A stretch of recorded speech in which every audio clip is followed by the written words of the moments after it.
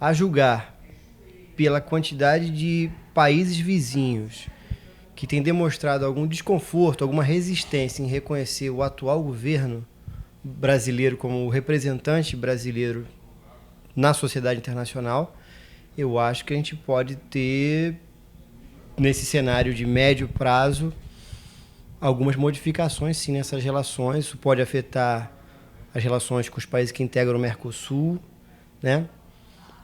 O Brasil era um país que tinha, de certa forma, algum protagonismo regional nessas relações. Ele sendo afetado, isso de alguma forma reponta, né, em problemas no bloco. Eu avalio que é possível que aconteça, mas acho que não dá para fechar questão nisso. Eu acho que a condução desse novo Ministério das Relações Exteriores pode ser bem sucedida em reverter esse quadro.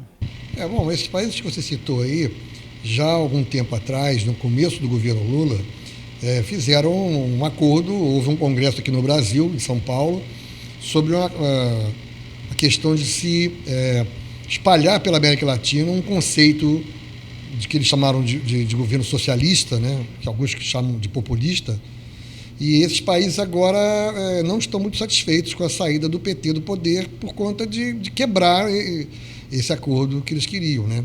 Em compensação, aqueles países de economia mais liberal têm um posicionamento mais positivo, mais tranquilo em relação ao governo provisório. Eu acho que tem duas mãos nisso. Uma é isso, é o questionamento contra a legitimidade do processo de transição no governo brasileiro, que evidentemente pode gerar um impacto nas relações com esses países, e tem uma outra mão que é a mudança de orientação política do Brasil em relação a esses países. O novo governo, através do ministro José Serra, já emitiu 2 notas pelo Itamaraty bastante duras, contestando as críticas. Essas notas, por sua vez, também já foram criticadas, inclusive, por setores do próprio Itamaraty como excessivamente duras, e até que ponto isso pode prejudicar o papel que o Brasil desempenhava, não tanto na América Latina, mas mais na América do Sul, de garante da estabilidade. Então, eu acho que a mudança na orientação da política externa certamente pode gerar algum tipo de impacto nas relações bilaterais com esses países e também nas relações multilaterais. Aliás, o secretário-geral da Unasul também fez críticas à forma como a presidente Dilma foi destituída do governo, expressou suas críticas em relação a isso. O ministro das Relações Exteriores, José Serra, é um ministro que, vamos dizer assim, insuspeito, conhece bastante a diferença entre 64 e 2016. Tem, portanto, uma história dentro do pensamento desenvolvimentista, matriz de esquerda. Portanto, terá, acho que, uma facilidade de conversar com esses países que, tradicionalmente, o Brasil tem uma liderança aqui na América do Sul e que tem relações estreitas, por exemplo, também com relação a Cuba, né? É evidente que é um processo de transição. Os governos petistas, Lula e Dilma, tinham uma forma de se relacionar com esses países, talvez uma forma até mais estreita, e possa haver agora uma repactuação, mas eu diria que é absolutamente normal, ou seja, o que interessa, e isso acho que vai ficar claro com o tempo, é que o Brasil continue empenhado não apenas no seu desenvolvimento, na retomada do desenvolvimento, que ela está interrompida, mas também procure fazer com que haja um projeto regional onde todos possam ganhar, ou seja, que todos possam expandir o seu comércio, possa novamente haver uma maior integração regional, possa haver uma redução da pobreza e desigualdade aqui no continente e na América Latina.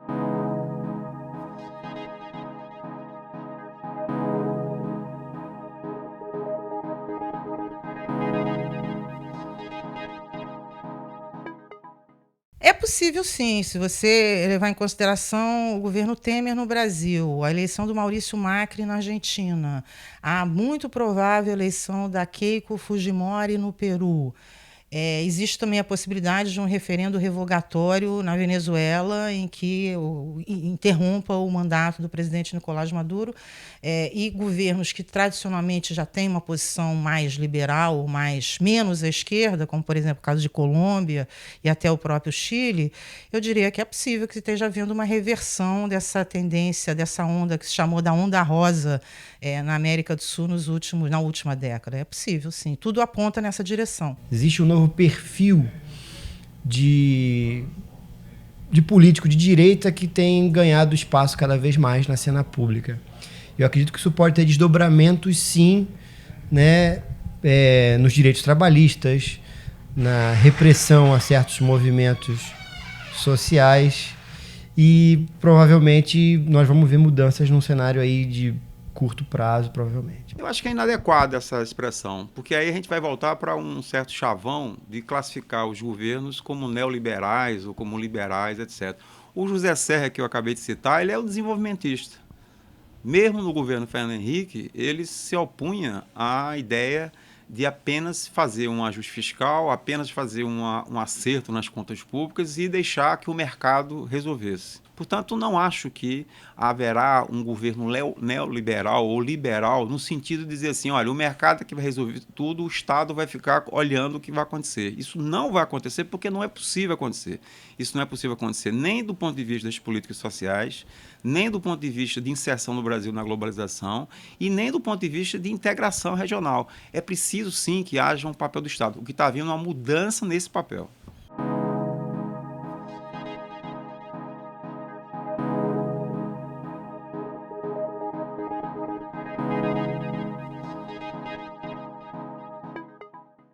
A gente pode dizer que sim. Eu acho que um país isoladamente não impacta tanto. Agora, quando você tem uma coordenação de governos mais liberais ou de centro-direita, aí o impacto é maior, até porque isso impacta nas instituições multilaterais. Por exemplo, a gente pode ver qual será o impacto da eleição do Macri na Argentina e da ascensão ao poder do governo Temer no Brasil, no Mercosul, por exemplo, na Unasul. Então, individualmente, é mais uma questão de política doméstica, mas quando você tem uma concertação de governos com uma determinada tendência político-partidária e ideológica, aí isso produz mais impacto nas relações multilaterais, inclusive nas instituições multilaterais.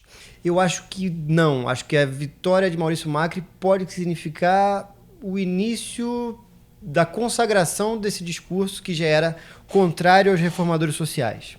Aliás, essas propostas que se chama de bolivarianismo, alguns chamam isso de bolivarianismo, nunca deixaram de ser contestadas. Nem onde começou primeiro, na Venezuela, onde ele foi hegemônico durante muito tempo, depois com a crise da economia petrolífera entrou em decadência, e aqui mesmo no Brasil. Acho que o que aconteceu é essa oposição viu que tinha mais espaço e que poderia ganhar mais ressonância esse discurso, né? E aí ela explorou muito bem as contradições do próprio governo.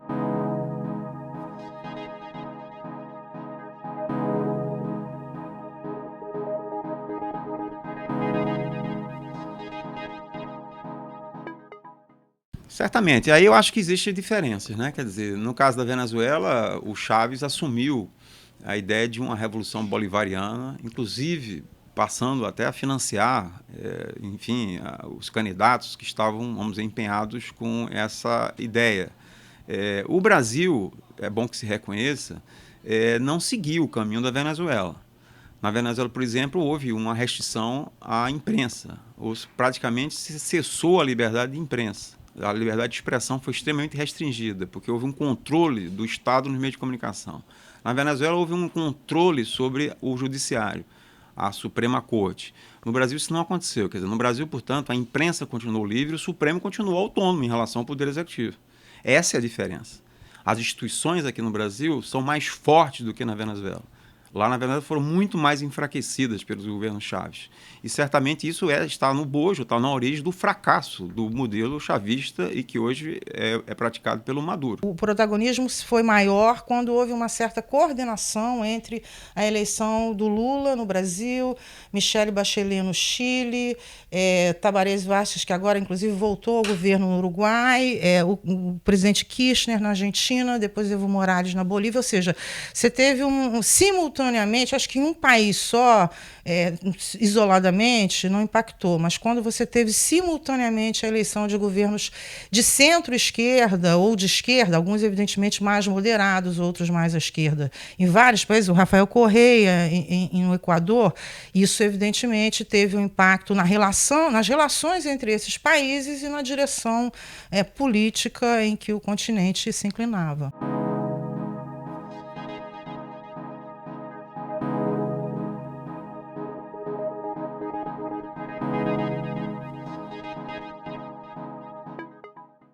Eu acho que a gente vai passar agora para uma releitura da política americana em relação à América Latina. O segundo governo Bush e o período do Obama, se a gente contar o primeiro mandato e a reeleição, são momentos em que ou os Estados Unidos não assumiram diretamente uma ingerência na América Latina, até porque estavam muito preocupados com a situação do Oriente Médio e a guerra contra o terror, né? Por mais que o governo Obama tenha significado uma ligeira inflexão nessa política, isso não muda muito. Eu acredito que é possível que haja uma presença americana cada vez maior. São projetos diferentes, né? O chavismo, através da ALBA, tem um projeto que é marcadamente anti-americano, e é um projeto de resistência e oposição a qualquer tipo de influência ou hegemonia norte-americana, aí sim, até na América Latina, inclusive, porque inclui Cuba, Nicarágua, estados do Caribe e da América Central. Eu diria que o tipo de projeto anti-hegemônico, contra-hegemônico do Brasil e da Argentina tem características, no caso o lulismo ou o kirchnerismo, tem características mais moderadas e não tão marcadamente anti-americanas. Muito embora, durante os governos Kirchner, as relações com os Estados Unidos foram bastante tensionadas. Já com o Brasil, não. Né? Não houve, tirando incidentes isolados, não houve uma agenda negativa nas relações Brasil-Estados Unidos durante o que você está chamando de petismo ou lulismo. Pelo contrário, o presidente Lula e o presidente Bush, por exemplo, surpreendentemente, até se deram muito bem, trocaram visitas de chefe de Estado.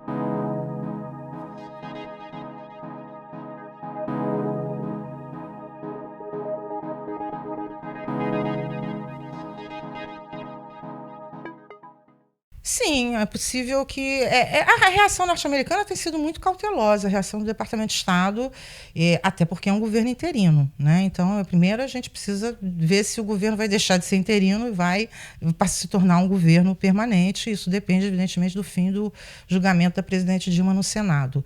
É possível que haja... Eu diria que é possível que haja um esforço maior de aproximação da parte do Brasil. Não me parece... A gente também tem uma interrogação do lado de lá, porque o mandato do Obama está acabando e a gente tem a possibilidade, por exemplo, do Trump ser eleito presidente, né? Uma possibilidade apavorante, mas real. Né? Então a gente também tem que ver o que vai acontecer do lado de lá.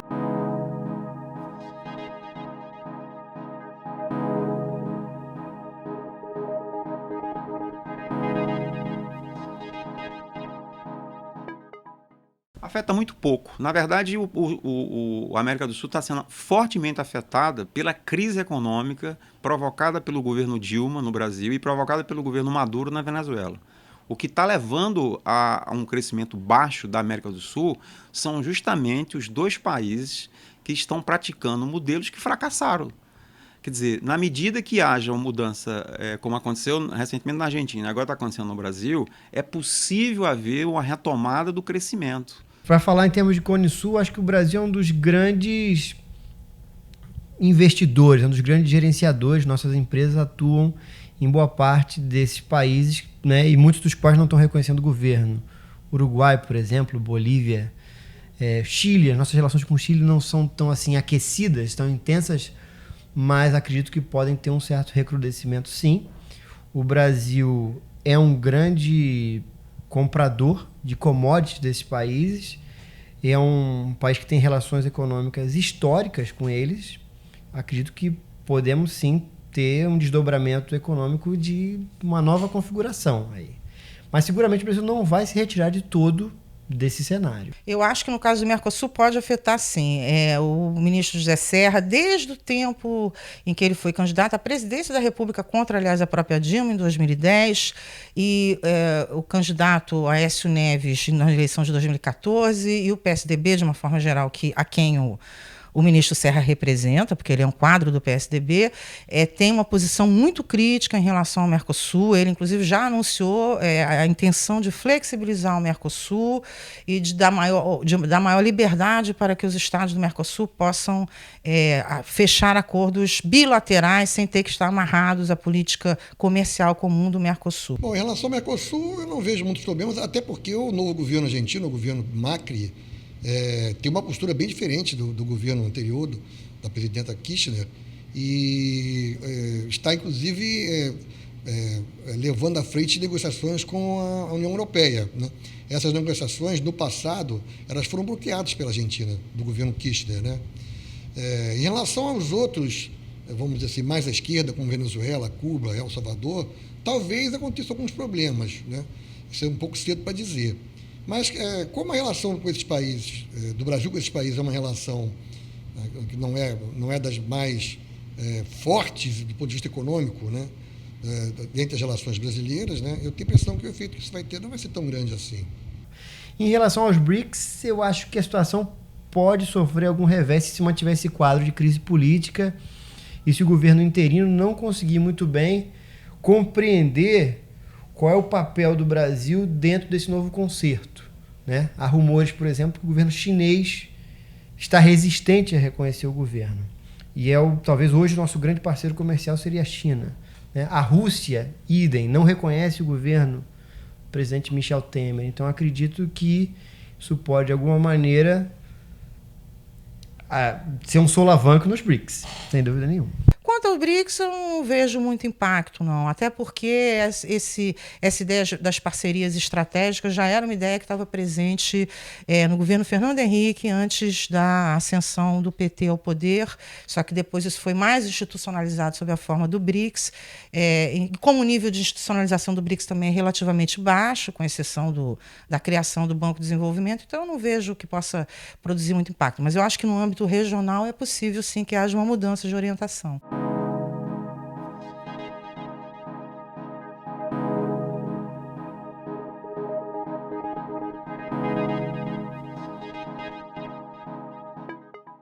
Eu concordo, acho que é muito tosco essa ideia de que o Brasil é definido com nós contra eles. Que isso aconteceu na Venezuela e aconteceu em vários países. Quer dizer, na verdade, você tem um nós, que é o pessoal que se autodeclara da esquerda e detentor, portanto, de todas as coisas boas para os trabalhadores, para a população de baixa renda. E eles são as pessoas mauzinhas que só querem expoliar os trabalhadores e só querem fazer aliança com o grande capital e só querem, novamente, tentar retirar direitos dos trabalhadores. Isso não é verdade. Isso é um maniqueísmo que, certamente, dentro da política acontece, principalmente em processo eleitoral, mas isso não representa a verdade. Na verdade, o governo Dilma foi muito favorável aos empresários, aos grandes empresários, as grandes construtoras do Brasil que o digam. Do ponto de vista de transferência de recursos do Estado, foram muito mais beneficiadas as grandes construtoras, os grandes empresários, do que, por exemplo, o programa Bolsa Família. Os juros também, do capital financeiro, também foram bastante generosos, foram os mais generosos no governo Dilma. Portanto, não se trata de estar saindo de um governo de esquerda no sentido estrito de que defendia os trabalhadores e era contra os empresários, porque isso não estava acontecendo. O que existe é uma transição. Porque a questão central não se trata de esquerda e direita, se trata de retomar o crescimento. Sem retomar o crescimento, você não pode financiar políticas sociais, porque elas entram no problema de que não tem dinheiro para melhorar a educação, saúde, moradia, saneamento básico, transporte.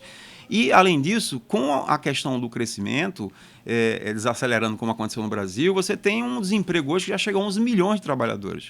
Ora, não tem política social mais perversa do que o desemprego. As pessoas que estão desempregadas, elas começam a ter dificuldade de se manter. É aquela velha discussão aqui no Brasil, né?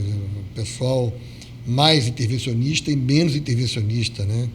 Então sai, aparentemente, porque o governo que está aí agora é provisório ainda, né? Sai do poder uma visão mais intervencionista da economia e entra no poder uma visão de um Estado menor, de um Estado mais enxuto, de um Estado menos interveniente, né? Eu acho que esse discurso da austeridade, do ajuste, ele não é apolítico, primeiro de tudo. Ele não é feito apenas em nome de uma adequação mais eficiente de determinados meios para obter fins que se deseja. Então, me interessa muito bem quem está na condução desse processo, interessa quais são as prioridades onde vão ser feitos esses cortes. Então, assim, dizer que apenas é uma questão de eficácia, de eficiência, é uma meia-verdade.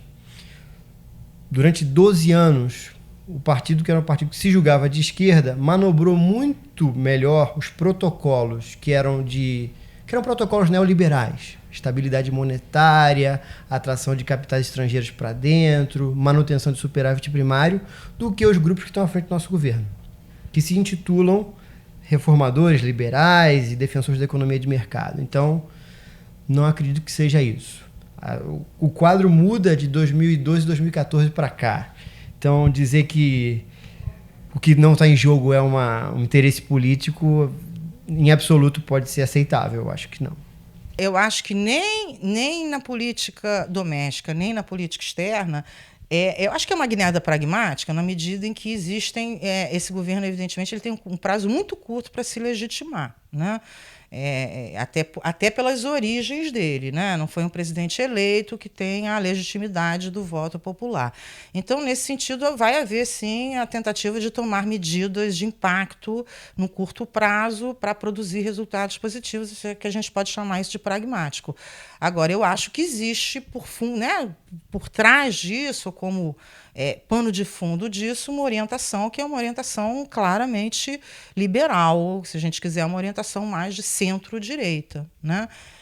Que, diga-se de passagem, não era necessariamente a orientação da chapa vencedora, ainda que o vice-presidente atual, presidente Michel Temer, fosse parte dela, né? Na verdade, o que está sendo implementado agora é parte do que era antes o programa da oposição, né? Então, a gente também não pode deixar de chamar a atenção para o fato de que existe uma mudança de orientação política e ideológica, sim, ainda que o pragmatismo tenha que prevalecer no curto prazo para que se possa produzir resultados.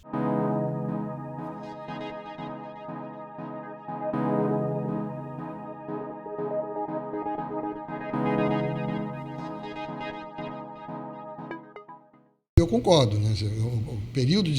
O último período de grande crescimento no Brasil, que foi o período Lula, ele foi em boa parte impulsionado pelos preços internacionais das commodities que o Brasil exporta, minério de ferro, carne, café, soja, entre outras, e esse dinheiro que entrou no Brasil naquela época alavancou o crescimento econômico.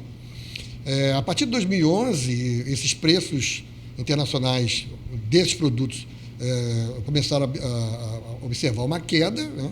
E isso com certeza provocou, uma das causas dos problemas econômicos que nós estamos vivendo hoje. Eu acho que é outra coisa que é em parte verdade, mas não explica todo o problema.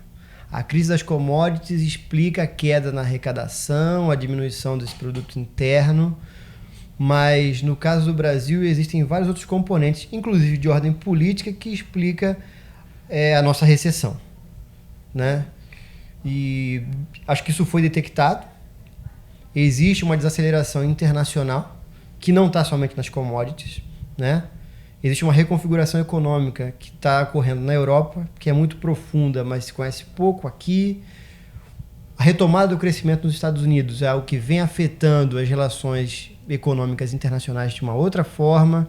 E eu acho que esse aspecto macroeconômico externo está sendo muito pouco valorizado em detrimento da crise das commodities, da queda do preço do petróleo. Essa é um pouco a explicação até oficial do governo, né, do governo afastado, de que os problemas da economia brasileira seriam efeito da crise internacional e da queda no preço de matérias-primas e das commodities no mercado internacional. Mas, por outro lado, a gente também poderia, como contraponto a isso, colocar a questão de por que o Brasil ficou tão dependente do preço das commodities no mercado internacional, né?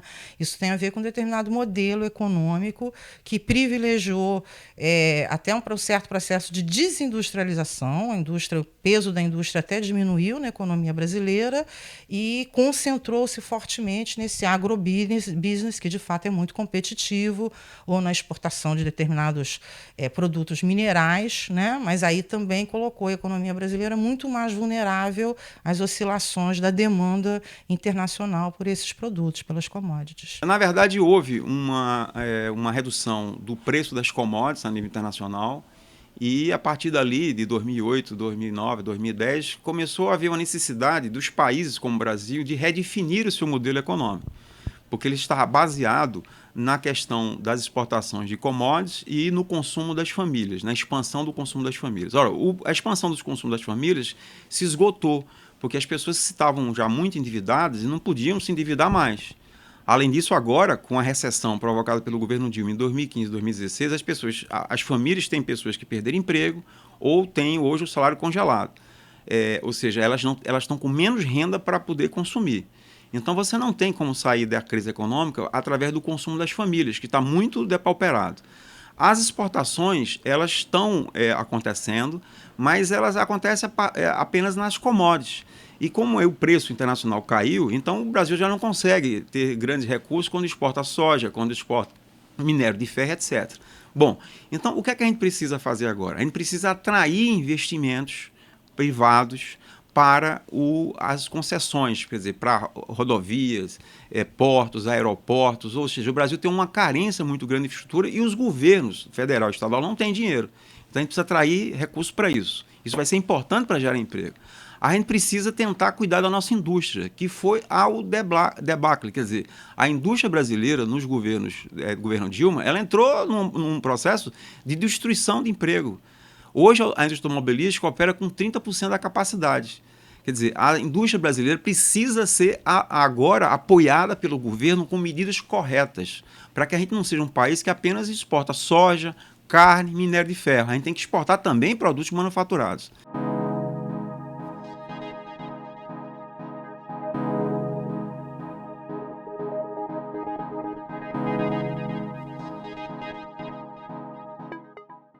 Eu acho que uma observação importante a ser feita. 2 anos em matéria de política externa é pouco tempo.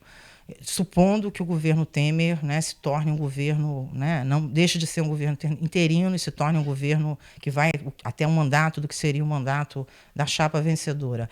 É pouco tempo porque o tempo da política externa é um tempo muito mais lento, né? Não é o tempo da conjuntural muito rápido e, nos últimos meses, super rápido da política doméstica. Então, não dá para você mudar grandes coisas, né? Mesmo, por exemplo, você quer flexibilizar o Mercosul, mas ainda assim você não pode fazer isso sozinho, unilateralmente. Então, você tem que seguir mais ou menos os ritos institucionais do próprio Mercosul. Agora, algumas mudanças já estão sendo apontadas. Por exemplo, já existe, o Itamaraty já anunciou que vai rever o processo de abertura de embaixadas brasileiras na África e no Caribe, que foi extremamente impulsionado pelo governo Lula, até por motivos de economia e ajuste fiscal, né? O Mercosul, que eu já citei aqui, também é outro exemplo. Já existe uma clara intenção de flexibilizar o Mercosul. Acho que as relações é possível que o governo faça muito mais pressão e tenha uma atuação mais atuante, procure exercer mais influência sobre a crise política na Venezuela, ao passo que o governo anterior, que era visto como aliado do governo Maduro, ficava numa posição mais de mediador, sem tentar interferir diretamente nas disputas políticas. O ministro das Relações Exteriores e Comércio é o Zé Serra, né? Então, acredito que eles vão enfraquecer essa posição socialista, vamos dizer assim, né, do passado, em detrimento de uma posição mais pragmática, mais liberal, né, tentando fortalecer as relações com os países mais fortes, os Estados Unidos, com a Europa, com a China, com o Japão. Eu acho que é uma incógnita, né? O novo Ministério das Relações Exteriores não está a cargo de um diplomata de carreira.